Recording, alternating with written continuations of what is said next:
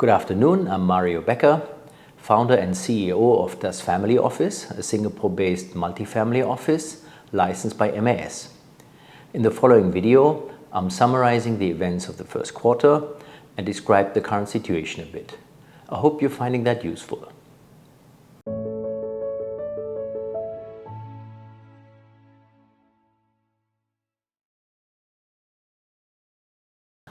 Although we expected a bit of a consolidation in the first quarter because November and December were so strong in global equity markets continued to do really well in the first quarter, and we could really witness that actually all global equity markets did really well, including China, which kind of managed to find a bottom.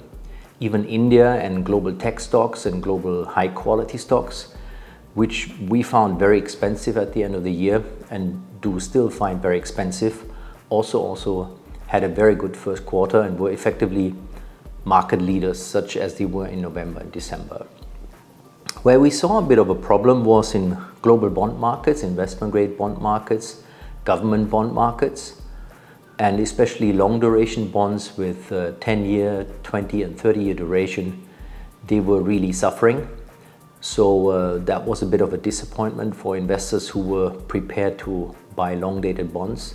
We were not advocating that, but during the course of the quarter, several market participants were suggesting to increase duration. That means buying longer-dated bonds. We're still a bit careful here, and we would continue not to do that, especially also for the fact that money markets are yielding 5% in US dollars, even more than 5%. So we're prepared to wait to see what's going to happen in global fixed income markets resulting from Fed decisions, more or less. But if we look at other fixed income segments, if we're looking at global high yield, if we're looking at emerging market bonds, and also if we're looking at tier 1 capital or preferred capital, these bonds actually did very well, probably also for the fact that they tend to have shorter duration, and they were also paying very high coupons. So it seems that these market segments were less impacted. The reason why the fixed income market was so weak and long-dated bonds suffered is actually a positive one, because the US economy is continuing to do much better than we were expecting. US employment is doing well, so there is no weakness, and this wasn't really expected. At the beginning of the year, markets were expecting that the Fed would potentially cut interest rates 6 or 7 times, and potentially starting as early as March. If not March, then at least June. But now that we're already mid-April, it seems like neither of the two will happen. Obviously, there was no cut in March. And there's now even chatter that maybe there won't be any cut this year. If we're just looking at the markets as they're pricing the yield curve, it looks like there may be cuts towards the end of the year, 1 or 2, but we should brace for a situation where there won't be any Fed cuts. This is fundamentally not a problem because inflation struggles to go down, but is hovering around 3.5%. That means it's clearly below the Fed fund rates of 5.25 to 5.5%. So fundamentally, we do think that inflation is contained. The worst that could happen now would be an increase in inflation and maybe a situation where the Fed would raise interest rates again. That is something that the market doesn't expect at all. But there's currently no reason to believe that this would happen. Inflation stays around 3.5% in the US, which is obviously higher than 2%, but it's below the Fed fund rates. That's why we think the situation is contained. Maybe with a little bit of luck, we will see some better inflation prints in the coming months, and the market, the bond market, will calm down a bit. If we're looking at the rest of the world, if we're looking at Switzerland especially, their core inflation is there already about 1%, and they've started cutting interest rates. In Euroland, inflation is also clearly below 2.5% now, and there's a chance that the ECB will cut rates by mid-year. Also looking at inflation information out of Japan today is not very concerning. So inflation seems to be more or less contained across the globe, except for the fact that in the US it's much stickier than in other parts of the world, probably resulting from the strong economy and also strong employment. And as I said, fundamentally, this is good for the US economy and probably also for the global economy, but it's not what was expected at the beginning of the year. That's why bond markets had to reprice. And at some point, as we can witness in these couple of days, global equity markets will also be impacted by that, especially the expensive equity markets. As always, we don't know what markets are doing. There are certain seasonal patterns. The first quarter or the months in the run-up to April tend to be reasonably good months. Then the old adage comes in, sell in May, go away. And the fall, August to October, typically sees a lot of volatility and things start getting better in November. But it doesn't make any sense to try and time this. It's best to always stay in the market. And what I do think is relevant for investors and for cash allocators or investment allocators, asset allocators, is look at valuations. If you look at our quarterly update reflections, you can see on page 9 where global valuations are. Valuations of the main asset classes, that you can clearly see that on the fixed income side, all fixed income asset classes are effectively yielding more than the projected medium-term inflation rate, which is about 2.5%. And you can see that all fixed income segments are delivering more than 2.5%, which is very different from about 2 years ago when we had to accept government bonds yielding no more than 1%, sometimes even zero, sometimes even with negative interest rates. So we can be quite happy that bond markets have repriced, and bond markets actually look attractive, especially if we're looking at tier 1 capital, we're looking at high yield bonds, certain emerging market bond segments. Some of them are yielding more than 6%, touching even 7%. And these are yields and returns that we're typically used to in the equity market.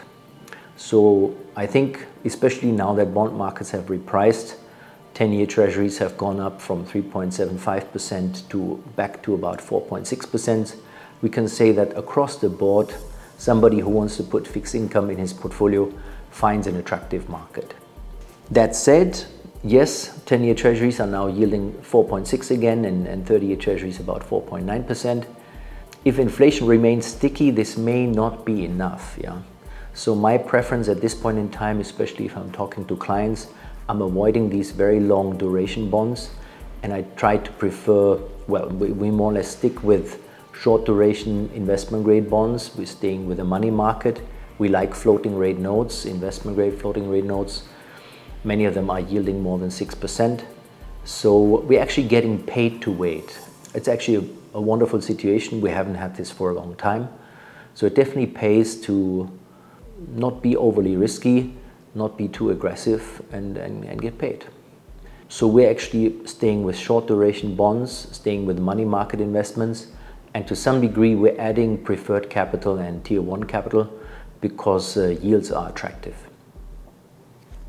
Whilst global bond markets look pretty attractive, we need to look slightly more differentiated at global equity markets, especially the market segments that invest in large American companies. They are typically reflected in the S&P 500 index, the MSCI US index, and also the Nasdaq 100 index, which is very popular. These are all very expensive. And on page 9 in our reflections document, you can see that the equity risk premia for global quality stocks, as measured by the MSCI World Quality Index, the S&P 500 Index, and the Nasdaq 100 Index, they're just about 5%. And 5% is actually historically low. If you compare that to the long-term expected equity risk premium of about 6 to 8% for large company stocks, this is really low. And we're therefore a bit careful in these segments, and we're not overly aggressive. So we would buy these probably in a global context, but we wouldn't chase the current valuations. They're just very high. Yes, these are great stocks, these are great companies, you want to own them for the long term. But as we can witness from market developments, there will always be some correction, be it a 5% correction, be it a 10% correction. There will be times when we can buy these quality stocks at better prices. And since we're getting paid in the fixed income market, we're prepared to wait for better valuations to buy these stocks. At the same time, if we strip out these stocks, let's say US large cap stocks, and we're looking at US mid cap stocks, or we're looking at global stocks, then we can clearly see that it's really just those few segments that are extremely expensive. The rest of the global equity market is fine, and we wouldn't hesitate putting money to work immediately. So that's what we're doing. So if we have to invest fresh money, we're putting it into short-term bonds, tier 1 capital, global equities, widely diversified. We nibble a little bit on small cap stocks, but we're a bit careful on these very popular, very well-loved, high-quality tech names. The same also goes for the Indian equity market. We'd actually love to put more money into India, but current valuations are as expensive or even more expensive than global tech stocks. Again, we're having this on our radar, but we're prepared to wait. Today the election started in India. Maybe that will create some volatility and some buying opportunities. But for now, we're keeping what we have in India. But whichever client doesn't hold any Indian exposure, we're currently not buying. We're waiting for better entry levels. Interestingly, we also find that Japan, if we're looking at the Nikkei 225 index, is actually not as cheap anymore. A lot of people talk about putting money into Japan, and we have allocated to Japan to some degree. But I'm a bit skeptical whether this could be a long-term place for our clients' money. So we're not as excited about Japan as some other market participants are.